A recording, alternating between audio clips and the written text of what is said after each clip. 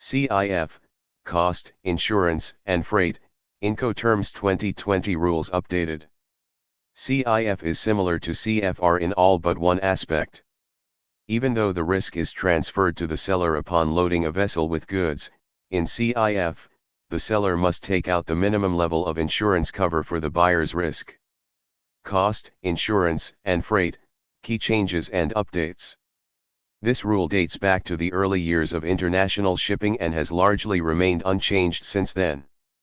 When goods are delivered CIF, the buyer assumes all risks of loss or damage, but the seller is required to insure that risk and provide the buyer with documentation allowing them to claim against that insurance.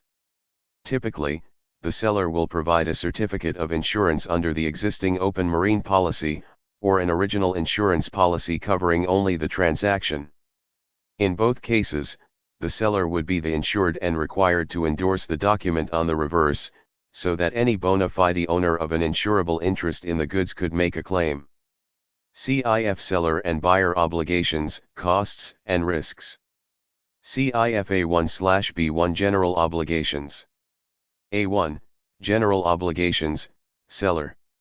In each of the 11 rules, there is a requirement that when requested, the seller must provide both the goods, and their commercial invoice as specified in the contract, and any other document that proves conformity, such as analysis reports, or weighbridge records, etc. The document can also be in paper or electronic form, as agreed upon in the contract, or as customary when the contract doesn't specify it. The format can range from a PDF file to a blockchain or something completely new. B1, General Obligations, Buyer.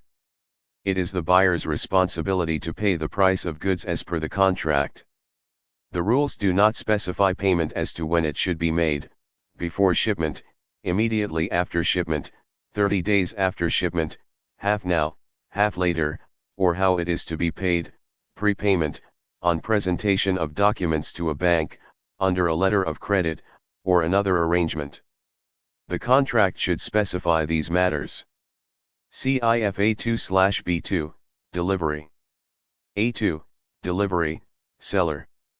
The goods are delivered when the seller delivers them to the vessel on a specified date, within the agreed period. If no specific period is given, they are delivered normally at the end of the period.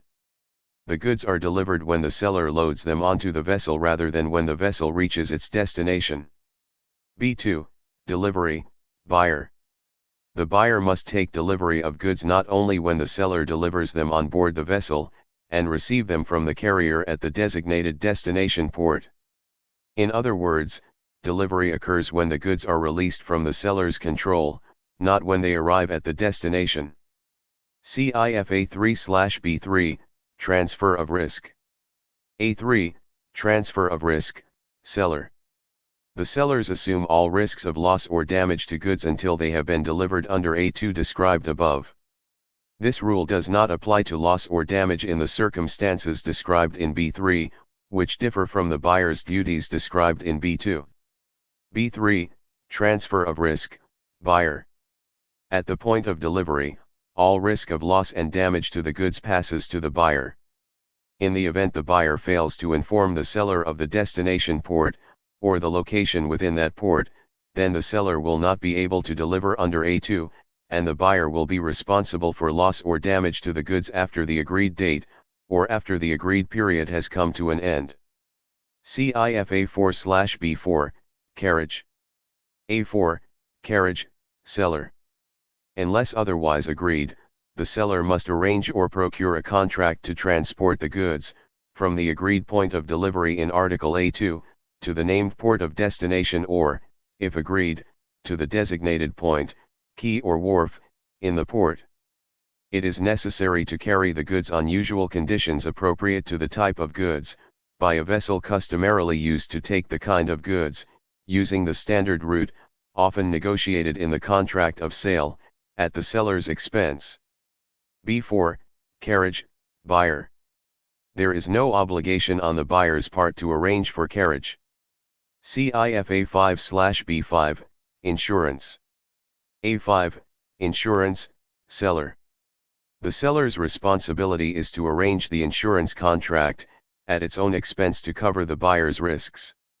There must be coverage equal to or greater than that provided by the LMA/IUA, cargo clauses, C, or similar provisions.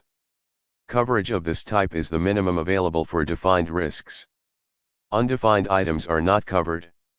In addition, if the buyer requests, the seller must also arrange, at the buyer's expense, additional coverage under the LMA/IUA Institute War Clauses Cargo, and Institute Strikes Clauses Cargo, unless such coverage is already included. The insurance amount should equal at least 110% of the invoice value, and be in the currency of the invoice and the contract. In addition, the insurance must cover the goods at least until they reach the designated port of destination, which is described in A2 above. Buyers or anyone else with an insurable interest in the goods will need the shipment details from the seller, in a separate policy or contract before they can claim from the insurer. Generally, the seller is listed as the insured on this document, and then the seller endorses the original/S back in blank, or with specific endorsements.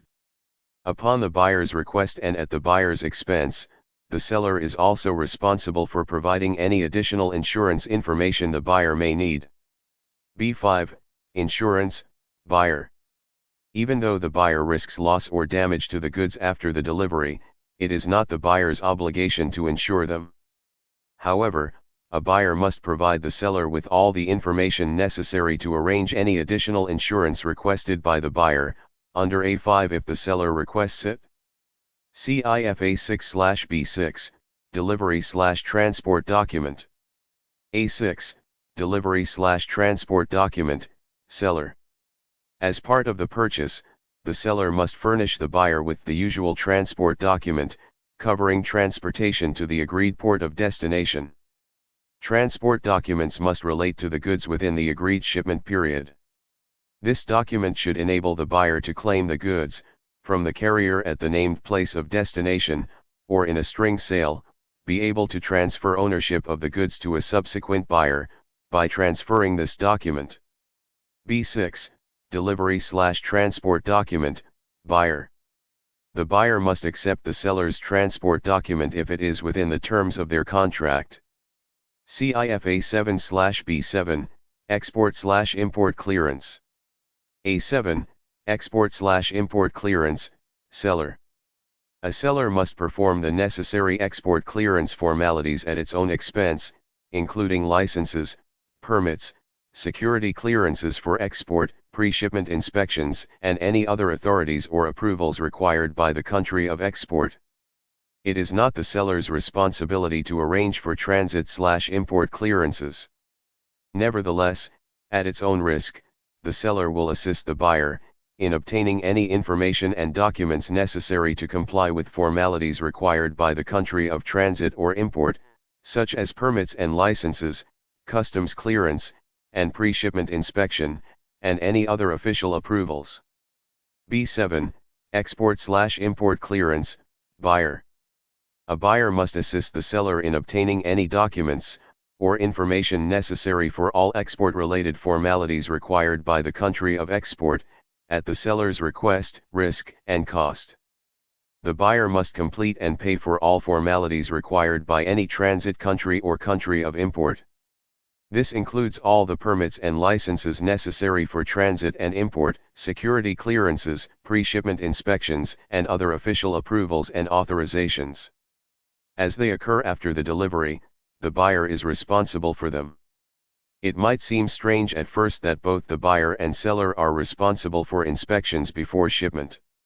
However, for clarification, the seller is responsible for an export requirement, and the buyer is responsible for any import or transit requirement.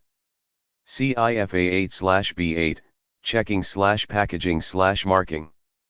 A8, Checking/Packaging/Marking, Seller. As a general rule, the seller bears all costs relating to the delivery of the goods, including any costs associated with checking quality, measuring, weighing, and counting the goods or packaging. Sellers must also package the goods at their own expense, unless unpackaged goods are usually in the goods trade, such as bulk goods. The seller should also consider how the goods will be transported and packaged appropriately unless the parties specifically agree in their contract that they must be packaged and marked in a certain way. B8, Checking/packaging/marking, buyer. As far as packaging and marking are concerned, the buyer is under no obligation to the seller. Nevertheless, there can be exceptions in practice, such as when the buyer provides the seller with labels or logos. CIF A9/B9, Allocation of Costs. A9, Allocation of Costs, Seller. Expenses incurred before the goods reach the container are the seller's responsibility, under A2, but the buyer must cover those incurred by the buyer under B9. The seller must cover any transport-associated security costs, along with the costs associated with loading the goods on board. When the contract of carriage includes transit costs and unloading at the discharge port, these costs belong to the seller. A bill of lading is usually a proof of delivery that the seller provides, so any document fee incurred is the seller's responsibility. If the purchase is CIF, the seller pays the insurance costs on behalf of the buyer. A seller is responsible for any costs, export duties, and taxes, if any, associated with clearing the shipment for export. A seller must pay the buyer for the costs associated with providing information or documents requested by the buyer to assist with their export formalities. B9, Allocation of Costs, buyer. Buyers are responsible for covering all related costs of the goods, other than those paid by the seller. Buyers must compensate sellers when the seller assists them in obtaining information or documents required to obtain insurance, transit, and import clearance. Any duty, tax, or cost associated with transit or import clearance is the buyer's responsibility. The buyer is additionally responsible for any additional costs incurred by failure to provide prior notice, when the parties agree in their contract for the buyer to determine the shipping dates and receiving point of the goods at the port of destination. CIF A10/B10, Notices. A10, Notices, Seller. The seller must notify the buyer that the goods have been delivered, meaning loaded onto the vessel. In addition, the seller must give the buyer any notice the buyer requires to receive the goods. The nature of that notice will be defined in the sales contract, and it could also include clauses contained in the charter party contract of carriage. B10, Notices, buyer. The buyer may determine the ship-out date, and possibly, more importantly, how and where to deliver the goods, at the named port as part of the contract. Therefore, the buyer must advise the seller immediately. Usually, the contract will specify how much notice is required. Recap. The terms cost, insurance, and freight, CIF, is used in international commerce and only refer to goods shipped via waterway or ocean. While the order is in transit, the seller covers the cost, insurance, and freight on behalf of the buyer. Upon arrival at the buyer's destination port, the buyer is responsible for the costs of importing and delivering them. Once the goods are on board, the risk passes to the buyer.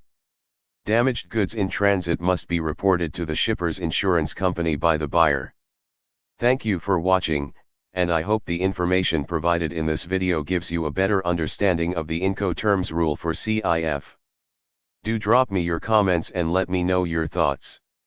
CIF is the 11th rule and the last video for Incoterms 2020 under the series, and if you miss the earlier 10 rules, you may click on the link in the description below. Subscribe to my channel and click on the notification bell, to be the first to watch all future videos about all shipping matters. Stay healthy and stay safe. Goodbye. From your trusted shipping guide. Revisit.